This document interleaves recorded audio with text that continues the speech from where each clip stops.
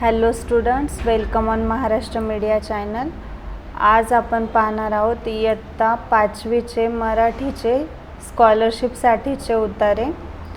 तर उतारा नंबर 5, नदी डोंगरात उगम पावते, ती सखल भागातून वाहते आणि अखेर समुद्राला मिळते। नदीच्या काठावर लोक वस्ती करतात, नदीच्या पाण्याचे माणसाला खूप उपयोग आहेत, नदीच्या पाण्यामुळे काठावर पिके येतात, नदीच्या पाण्यात मासे असतात, काही लोक नदीत मासेमारी करून अन्न मिळवतात, नदीचे पाणी पिण्यासाठी वापरतात, नदीच्या पाण्याने कपडे धुतात, नदीच्या पाण्यात डुबून आंघोळ करतात, नदीच्या पाण्यात कमळे फुलतात, काठावरील कारखान्यांतील दूषित पाणी नदीत सोडणे चांगले नाही, कधी खूप पाऊस पडला की नदीला पूर येतो, नदीला लोक माता म्हणतात, नदी लोकांच्या कल्याणासाठी सतत वाहत असते। तर या पॅरेग्राफवर आधारित आपल्याला प्रश्न बघायचे।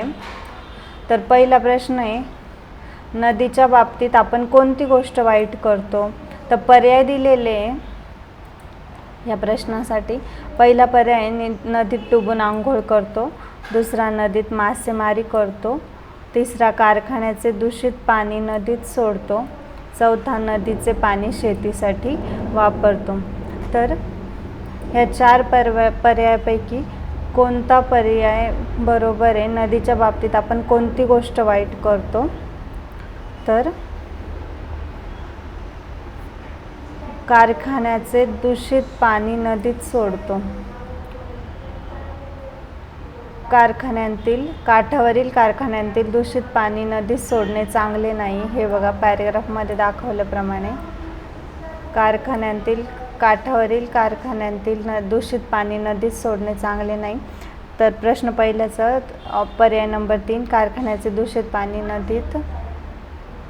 नदीत सोडतो, हा पर्याय बरोबर आहे।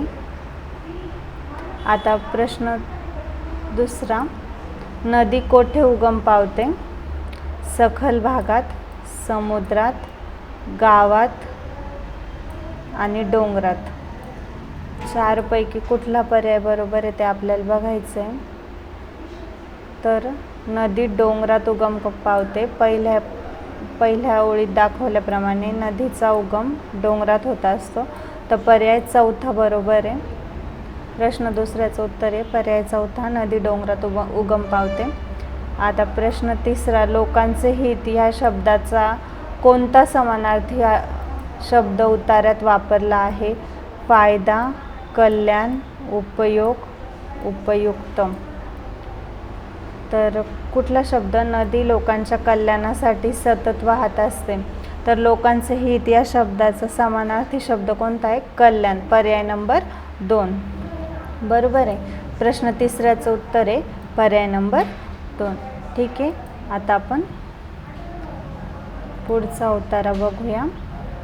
उतारा नंबर 6, सैनिक आपल्या देशाचे रक्षण करतात, ते सीमेवर पहारा देतात, ते देशासाठी रात्रंदिवस सज्ज असतात, ते देशासाठी लढतात, त्यांचा गणवेश रुबाबदार असतो, त्यांचे संचलन शानदार वाटते, कठीण प्रसंगी सैनिक जनतेलाही मदत करतात, सैनिक आपल्या देशाची शान आहेत, असं पॅरेग्राफ दिला आहे। ह्या पॅरेग्राफवर प्रश्न पहिला आहे, सैनिकांचे मुख्य काम कोणते असते? तर त्यावर पर्याय दिलेले 4 ह्या प्रश्नासाठी, शानदार संचलन करणे, रुबाबदार गणवेश घालणे, सतत जागृत असणे, देशाचे रक्षण करणे। तर सैनिकांचं मुख्य काम कोणतं? सैनिक काय करतात? आपल्या देशाचं रक्षण करतात। तर प्रश्न पहिल्याचं उत्तर आहे, सैनिक आपल्या देशाचे रक्षण करतात, पर्याय नंबर 4। ठीक आहे, आता पुढचा प्रश्न दुसरा, सैनिक कठीण प्रसंगी कोणाला मदत करतात? तर पर्याय दिलेले शत्रूला, परराष्ट्रांना, देशातील जनतेला आणि फक्त देशाच्या सीमेवरील लोकांना। कठीण प्रसंगी सैनिक जनतेलाही मदत करतात. उतारात दाखवल्याप्रमाणे प्रश्न दुसऱ्याचं उत्तर आहे पर्याय नंबर 3 देशातील जनतेला. बरोबर. आता प्रश्न तिसरा बघायचा आहे आपल्याला. राखण करणे या अर्थाचा कोणता वाक्यप्रयोग उतार्यात आला आहे? तर त्याच्यासाठी पर्याय दिलेले. पर्याय नंबर 1 सज्ज असणे, शान असणे, रक्षण करणे, लढणे. या 4 पर्यायापैकी राखण करणे ह्याच्यासाठी कोणता पर्याय बरोबर आहे ते विचारलेले आहे. तर प्रश्न तिसऱ्याचं उत्तर आहे तिसरं रक्षण करणे. उतारात दाखवल्याप्रमाणे सैनिक आपल्या देशाचे रक्षण करतात. तर राखण करण्यासाठी वाक्यप्रयोग आहे रक्षण करणे. प्रश्न तिसऱ्याचं उत्तर आहे पर्याय नंबर 3. आता आपण पुढचा पॅरेग्राफ पाहणार आहे. कासव हा प्राणी सर्वांना माहीत आहे.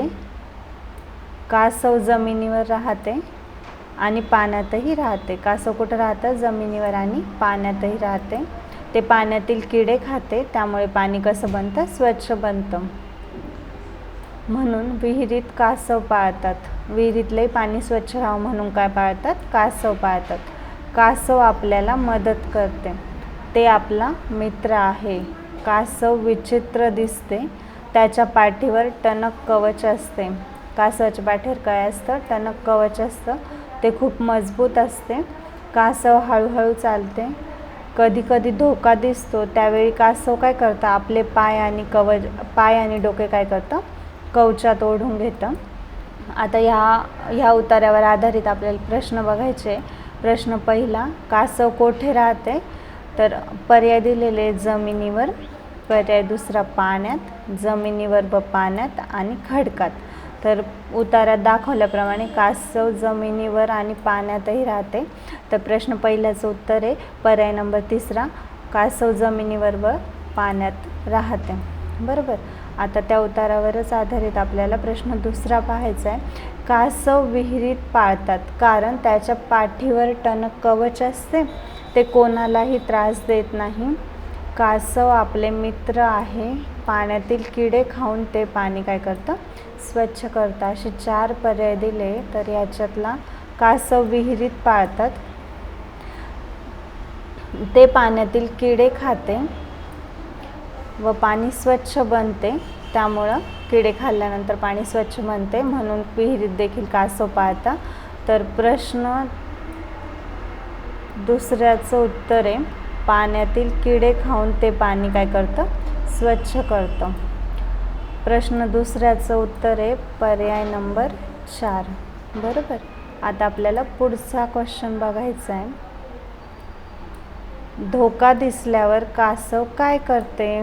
पर्याय दिले. पाण्याच्या तळाशी जाते, आपले पाय व डोके कवचात ओढून घेते, पाण्यामधून लवकर बाहेर पडते, पाठीवरील टणक कवचाने आक्रमण करते. असे 4 पर्याय दिले. तर धोका दिसल्यावर कासव काय करते बघू आपण. हे बघा पॅरेग्राफ दिल्याप्रमाणे कासव हळूहळू चालते. कधी कधी धोका दिसतो त्यावेळी कासव आपले पाय आणि डोके कवचात ओढून घेते. तर काय करतं? पाय आणि डोके कवचात ओढून घेते. धोका दिसल्यावर कासव आपले पाय व डोके कवचात ओढून घेते. प्रश्न तिसऱ्याचं उत्तर आहे पर्याय नंबर 3. ठीक आहे. आता आपल्याला बघायचं आहे उतारा पुढचा. उतारा नंबर 8. माणसाच्या घरामध्ये खूप विविधता आढळते. काही पक्षी व प्राण्यांच्या घरामध्येही विविधता आहे. मुंगी, मधमाशी, सुगरण, सुतार पक्षी असे अनेक उदाहरणे आहेत. यांची घरे पाहिले की आश्चर्याने तोंडात बोट घालण्याची वेळ येते. मुंग्यांचे निवासस्थान म्हणजे वारूळ. मुंग्या कुठे राहतात? तर वारुळात राहतात. या आदर्श घराची आतील रचना आखीव असते. कितीही पाऊस पडला तरी पाण्याचा एक थेंबही आत जात नाही. मधमाशांचे घर म्हणजे पोळे. त्याला मोहळ सुद्धा म्हणतात. यात सुरेख खोल्या असतात. सुगरण पक्षी वाळलेले गवत, चिवट वेलींचे तंतू यापासून चोचीने सुरेख घरटे विणतो, त्याला खोपा म्हणतात. हे निमुळते घरटे त्यांच्या पिलांचे ऊन, वारा, पाऊस, साप, ससाणे यांपासून काय करतं? संरक्षण करतं. तर सुतार पक्षी आपल्या अंकुचीदार चोचीने झाडाच्या खोडामध्ये घरटे तयार करतो. निसर्गातल्या या इवल्या कारागिरांच्या कलाकृतींचे मनापासून कौतुक वाटते. असा पॅरेग्राफ दिला आहे. तर ह्या पॅरेग्राफवरचं आपल्याला काय बघायचं आता? प्रश्न उत्तर बघायचे. प्रश्न पहिला, सुगरणीचा खोपा पिलांचे कोणापासून संरक्षण करतो? तर सुगरणीचा खोपा पिलांचे कोणापासून संरक्षण करतो? या प्रश्नासाठी ऑप्शन आहे मुंग्या, मधमाशा, मधमाशी सुतार पक्षी मुंग्या, साप आणि ससाणे. पॅरेग्राफमध्ये दाखवल्यापासून निमुळते घरटे त्यांच्या पिलांचे ऊन, वारा, पाऊस, साप आणि ससाणे यांपासून काय करतं? संरक्षण करतं. तर पर्याय नंबर 4 बरोबर आहे. सुगरणीचा खोपा पिलांचे साप आणि ससाणे यांपासून रक्षण करतो. प्रश्न पहिल्याचं उत्तर आहे पर्याय नंबर 4. त्याच्यानंतर प्रश्न दुसरा, कोणाच्या घराची रचना अनेक खोल्यांची असते? सुतार पक्षी, मधमाशी, मुंग्या आणि सुगरण. 4 पर्याय दिलेले आहे. तर ह्याच्यापैकी कोणाच्या घराची रचना अनेक खोल्यांची असते? तर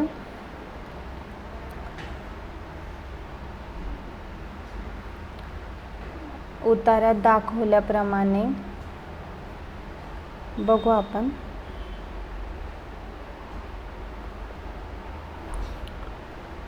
कोणाच्या घराची रचना अधिक खोल्यांची असते? मधमाशी, सुगरण व सुतार पक्षी अशी अनेक उदाहरणे आहेत. यांची घरे पाहिले की आश्चर्य वाटते. मधमाशांचे घर म्हणजे पोळे, त्याला मोहोळ म्हणतात. यात सुरेख खोल्या असतात. मधमाशांच्या घरात काय असतात? सुरेख खोल्या असतात. हे बघा. तर उत्तर काय आहे? मधमाशी. कोणाच्या घराची रचना अनेक खोल्यांची असते? तर उत्तर आहे मधमाशांच्या. ठीक आहे. तर पर्याय दुसरा, प्रश्न दुसऱ्याचं उत्तर आहे पर्याय 2 मधमाशी. त्याच्यानंतर प्रश्न तिसरा, मुंग्यांच्या घराच्या बाबतीत चुकीचे विधान कोणते? मुंग्याच्या घराला वारूळ म्हणतात. या घराची रचना आखीव असते. मुंग्यांचे घर हे आदर्श नसते. या घरात पावसाचा थेंबही जात नाही. तर आता उतारात सांगितल्याप्रमाणे मुंग्याच्या घराच्या बाबतीत आपल्याला चुकीचं विधान बघायचं. तर मुंग्याच्या घराला वारूळच म्हणतात. यांच्या घराची रचना आखीव असते. हे बघा, मुंग्यांचे निवासस्थान म्हणजे वारूळ. यांची रचना आखीव असते. किती पाऊस पडला तरी पाण्याचा एक थेंबही आत जात नाही.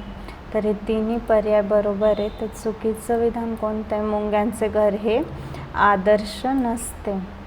मुंग्यांच्या घराच्या बाबतीत चुकीचं विधान आहे पर्याय नंबर 3 मुंग्यांचे घर हे आदर्श नसते. आता आपण बघणार आहे पुढचा पॅरेग्राफ. उतारा नंबर 9, मोरा इतका सुंदर पक्षी जगात नाही. एकदा त्याने पिसारा फुलवला की आपण पाहतच राहतो. असा सप्तरंगी पिसारा पाहून आपण आश्चर्यचकित होतो. अशा सुंदर पक्षाला 1962 साली राष्ट्रीय पक्षी म्हणून खूप मानाचे स्थान मिळवून दिले. सर्व जगाने ते मान्य केले. मोराचे सौंदर्य. मोराने नाचायला सुरुवात केली की तो पिसारा फुलवतो. मोर नाचायला लागला काय करतो? पिसारा फुलवतो. कथ्थक या नृत्य प्रकारात मयूर नृत्य कसं आहे? प्रसिद्ध आहे. मोराच्या डोक्यावर तुरा असतो. मोर हा चालायला लागला की त्याची गर्द निळी मान एकसारखी डोलत राहते.